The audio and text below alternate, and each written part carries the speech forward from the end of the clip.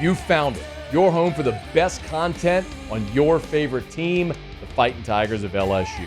Do us a favor, subscribe to the channel, leave your comments below, and be sure to smash that like button.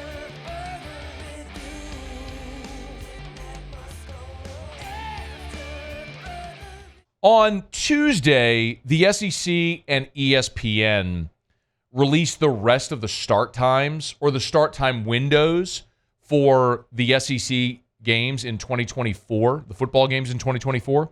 And this is significant because remember, for years and years and years and years and years and years, it was always we would know some of the start times at the beginning of the season. Like we would know when, because the CBS had to declare the weekends they wanted their doubleheader. Remember, they had the 11 a.m. and 2:30 doubleheader, and then they had the day-night doubleheader. Well, they had to declare those before the season. And then we knew, like, who was going to play in the 1:30 Friday after Thanksgiving, the Black Friday game. So some of that we knew before the season started. But generally, this was a week-to-week proposition because CBS had the first choice of the game, and so they would wait as the season went along to determine what game they wanted. So 2 weeks out, you'd learn your start time. They could exercise a 6-day window to see the results of another weekend's game, and so then you'd find out on a Monday what time your next week's game was. Or I should say after the game's on Saturday, you'd find out then Sunday what time your next week's games were. So all of that is now gone. This is one of the great benefits of the ESPN contract. I had someone ask me today, why did CBS back out of the SEC's contract? They didn't. ESPN and ABC paid $3 billion for the TV deal over 10 years. That was about a 10x increase of what CBS stole it for in the last negotiation. So they just got flat out bid, and this is going to be to the benefit of everyone. First of all, the fans. I can't tell you doing this job how many times over the years I've had people who are friends or family or listeners call me or text me or email me or tweet me or message me and say, hey, any idea about the start time for the Florida game? We're supposed to be going on vacation, or I might be having a wedding, or there could be a charity event. We're hoping it's an early game and it's late. Like, there was always this question you would never know until 2 weeks or out at best. Well, all that's gone now because now with ESPN, they can declare their windows. Now, it's going to be in the 11 a.m., the 2:30, 3:30 window, or the night window, which is 5 to 7 p.m. And then there are flex games where it could be one of two windows. But here's the great news for LSU. And when we got that first wave of game time announcements, my suggestion was there is a real possibility, a very real possibility, that LSU plays every home game this year at night in Tiger Stadium. It's not a guarantee, but it was a very real possibility because, remember, I had enough conversations with administrators over the years that expressed this, that CBS wanted to be in Tiger Stadium at least once every year. When LSU and Bama were playing at night, you got a great benefit that Bama game would be a night kickoff, but there would still be times if you're playing that game that LSU is good and you're probably going to stumble on another 2:30 game. And people here want night games. But you don't want the 8 or 9 o'clock kickoffs, right? You want 6:45 or 6 o'clock or 7 o'clock. Well, CBS doesn't have the option of taking you at 2:30 anymore.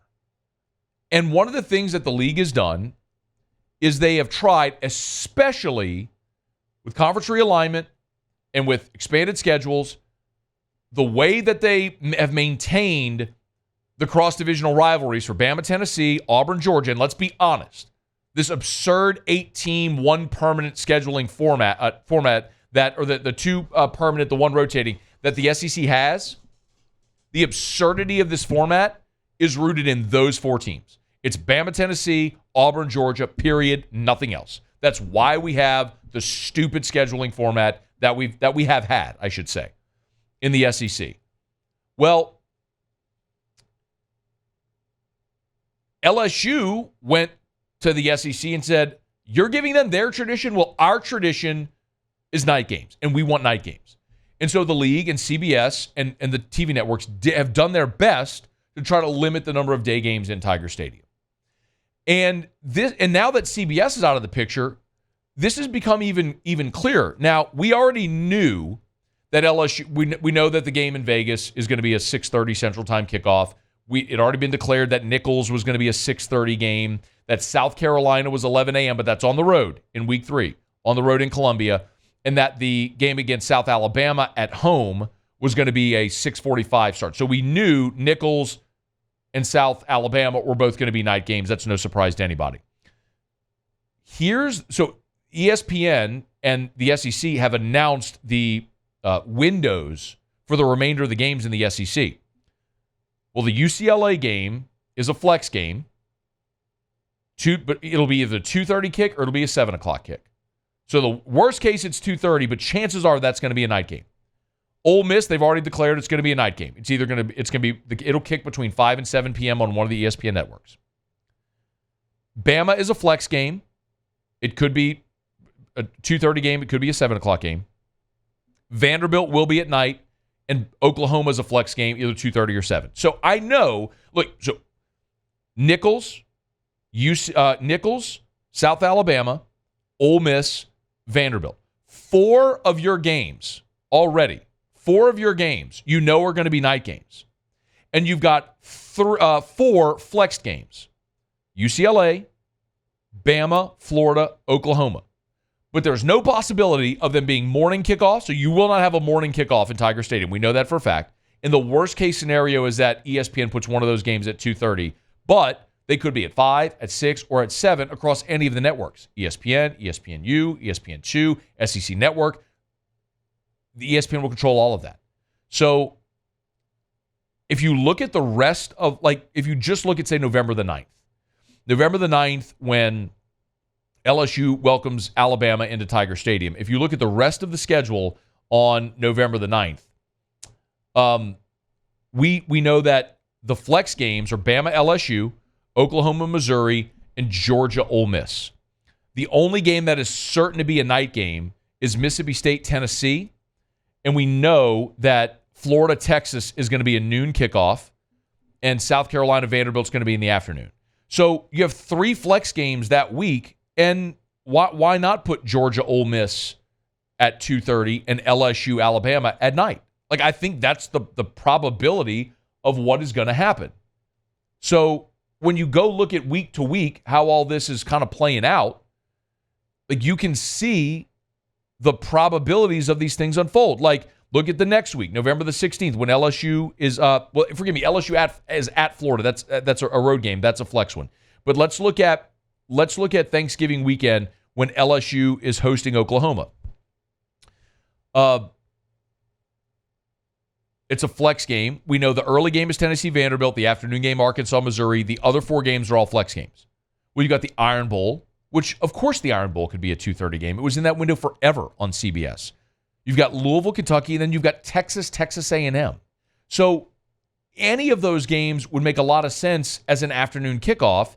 And if LSU wants a night game in Tiger Stadium against Oklahoma, why not give it to them across any of the networks? My point is, all this does is further validate the assumption or probability that LSU plays a bunch of night games in Tiger Stadium. Because remember, this would happen often. This happened in Kelly's first year when LSU welcomed Tennessee in, and they played the 11 a.m. game. You remember, if CBS didn't pick LSU, Tennessee, well, ESPN's looking and going, all right, where do we want you? Well, from ESPN's perspective, in that scenario, the way it used to be structured, the 11 a.m. game on ESPN was prime real estate because it followed game day. So the peak viewership of College Game Day is the open and then the Corso headgear pick. It peaks with the headgear pick. And so you have a captive audience of people who are watching Corso's headgear pick, and then that goes right into a game. And so that 11 a.m. game on ESPN was prime real estate. And they're telling you right now, LSU is not going to play a single 11 a.m. game in Tiger Stadium this year. So that's fantastic news. So there's a real possibility that you'll play all night games this year. You may have to have a little luck and see how the rest of the schedule goes, but I think this is going to work out fantastic for LSU fans. The best part is you know what you won't be. You won't have 11 a.m. games at all this year. We'll find out more as we go along. Hey, thanks so much for watching. Please leave your comments. I love to interact, and be sure to hit the red subscribe button below.